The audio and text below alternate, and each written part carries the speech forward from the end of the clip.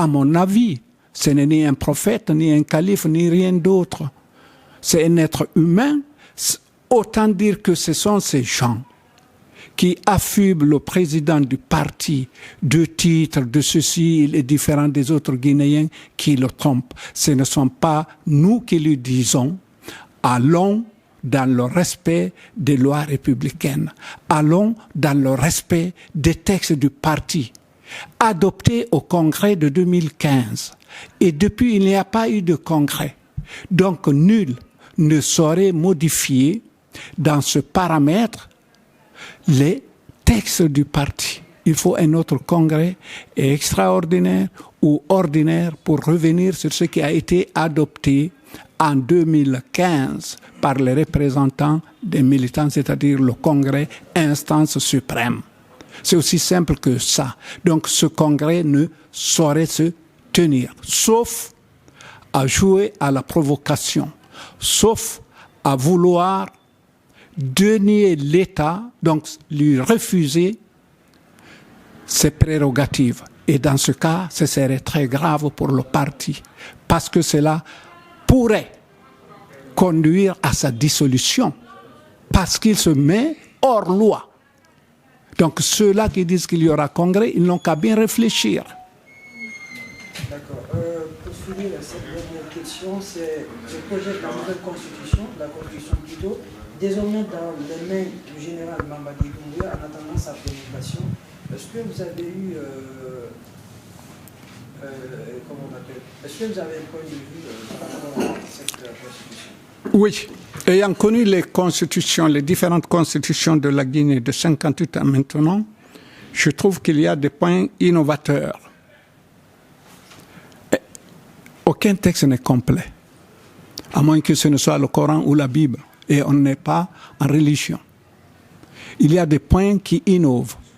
Je citerai pour moi, en tant qu'enseignant, les points 2 à 7, 6, 7, et le point 1 aussi. Il y a d'autres.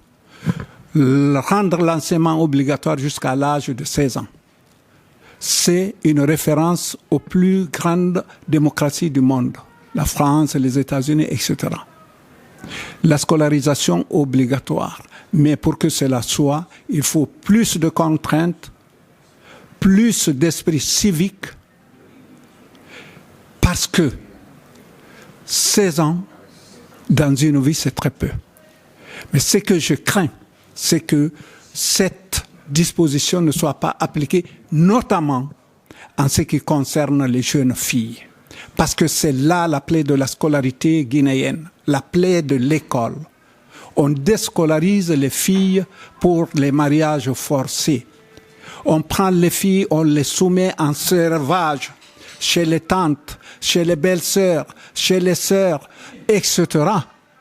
Sans tenir compte que ces filles doivent avoir leur propre avenir. Et là, moi, j'appelle en tant qu'enseignant l'État à tout faire pour appliquer toutes les lois ici de la Constitution, mais plus précisément cette loi-là sur la scolarité obligatoire jusqu'à 16 ans et de mettre un accent, un point nodal, une exigence non discutable sur la scolarisation et l'application de cette disposition aux filles. C'est fondamental. Il faut savoir qu'en matière de réussite scolaire, les filles sont meilleures aux garçons. Ce qui ne se dit pas souvent, mais j'en ai l'expérience parce que j'ai enseigné dans ma carrière beaucoup plus de filles. Quand j'étais à l'université de Conakry, en enseignant les classes de secrétariat, mais aussi dans l'enseignement professionnel, technologique et technique en France, où j'ai eu affaire au tertiaire, au quaternaire, c'est-à-dire au secteur de l'administration et des services. Et j'ai aussi, dans mes statistiques, dans mon doctorat, établi la relation scolarité et résultats filles-garçons. Donc je sais ce dont j'en parle.